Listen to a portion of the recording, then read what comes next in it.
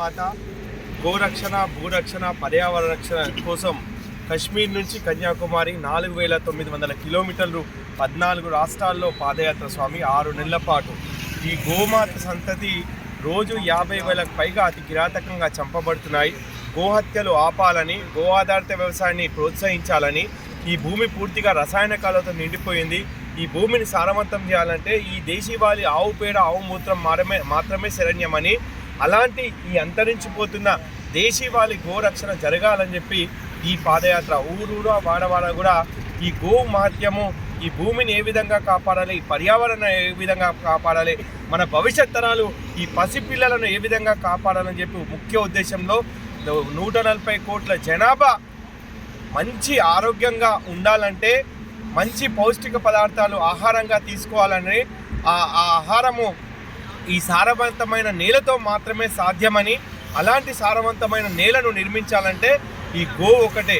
భారతదేశానికి వెన్నెముక రైతుకు వెన్నెముక ఈ గోవు. అలాంటి గోవును మనం కాపాడాల్సిన బాధ్యత ఇది ప్రతి ఒక్క భారతీయుని కర్తవ్యం.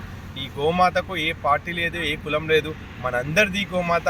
అమాయకంగా బలవుతున్న ఈ అమ్మను మనం కాపాడుకోవాలి. ఎందుకంటే అమ్మ 3 సంవత్సరాలు పాలిస్తే ఈ అమ్మ జీవితకాలం మనకు పనికిరాని అవసరం లేని గడ్డి తిని మన కోసమే ఆలోచిస్తున్న, ప్రపంచంలో మానవునికి మేలు చేస్తున్న ఏకైక ప్రాణి ఈ గోమాత.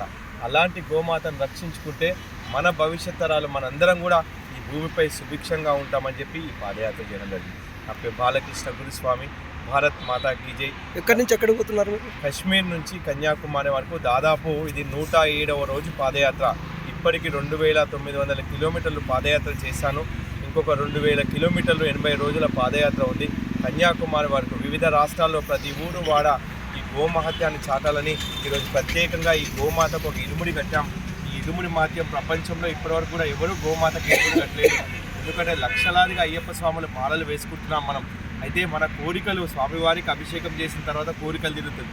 అలానే ఈ గోమాత కూడా తన గోసంతతిని రక్షించాలని చెప్పి, గోహత్యలు కావద్దని చెప్పి ఈ అమ్మ 6 నెలలు మాతో పాదయాత్ర చేస్తూ ఇరుముడి కట్టుకొని శబరిమల వరకు కూడా మార్చి 5వ తేదీన శబరిమలకు వెళ్తున్నాం. అక్కడ స్వామివారికి ఇరుముడి సమర్పించిన తర్వాత మనకే విధంగానైతే కోరికలు తీరుతున్నారో ఈ అమ్మ కోరిక ఒకటే, ఈ గోజాతిని రక్షించడం.